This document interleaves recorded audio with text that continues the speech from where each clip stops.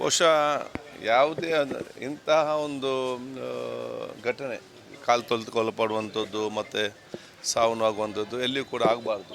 ಅದೆಲ್ಲರಿಗೂ ಕೂಡ ನೋವಿನ ಇವತ್ತು ವಿಚಾರ.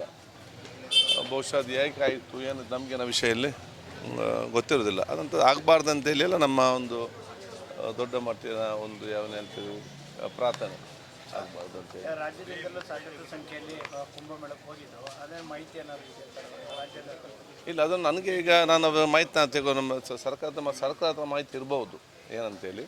ಯಾಕಂದರೆ ಸರ್ಕಾರ ಬಹುಶಃ ಕರ್ನಾಟಕದವರಿಗೆ ಏನು ತೊಂದರೆ ಆಗದ ರೀತಿಯಲ್ಲಿ ಸರ್ಕಾರ ನೋಡಿಕೊಳ್ತಾ ಎಂಬ ವಿಷಯ ಖಂಡಿತವಾಗಿ ನನಗೆ ಇದೆ. ಉತ್ತರ ಪ್ರದೇಶದ ಸರ್ಕಾರದ ಜೊತೆ ಏನಾದರೂ ಮಾತುಕತೆ ಸಂಪರ್ಕ ಅದು ಗೊತ್ತಿಲ್ಲ. ಅದು ಈಗ ನೀವು ಹೇಳಿದ್ದೀರಿ, ಇದರ ಬಗ್ಗೆ ನಾನು ಕೇಳ್ತೇನೆ. ವಿಜಯ ಸಂಬಂಧ ನಾವು ವಿಸಿಟ್ ಮಾಡಿದ್ದೇವೆ. ನಮಗೆ ಅಲ್ಲಿ UP ಸ್ಪೀಕರ್ ಸತೀಶ್ ಮಹಾನ್ ಅವರು ಬಹುಶಃ ಇವತ್ತು ನಮ್ಮನ್ನು ಆಹ್ವಾನಿಸಿದ್ದಾರೆ.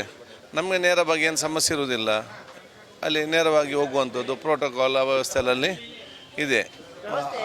ನಾವು ಹೋಗುವಾಗ ಸರಿ ಇದೆ. ನಮಗೆ ಹೇಳಿದೆ ಅಲ್ಲ, ನಮ್ಮದು VIP ಗೌರ್ಮೆಂಟ್ ಅತಿಥಿಗಳಿಗೆ ಬೇರೆ ಒಂದು ವ್ಯವಸ್ಥೆ ಇದೆ. ಸೊ ಅಲ್ಲಿ ಅದು ಏನು ಸಮಸ್ಯೆ, ನನಗೆ ಜನಸಾಮಾನ್ಯರಲ್ಲಿ ಏನಿದೆ ಯಾವುದೇ ನಮಗದು ಗೊತ್ತಾಗಲಿಲ್ಲ. ಇದರಲ್ಲಿ ಏನಿದು ಕೂಡ ಇಂಥ ಘಟನೆಯಲ್ಲಿ ಕೂಡ ಆಗಬಾರ್ದು ಅಂತ ಹೇಳಲಿಕ್ಕೆ ನಾನು ಬಯಸ್ತೇನೆ.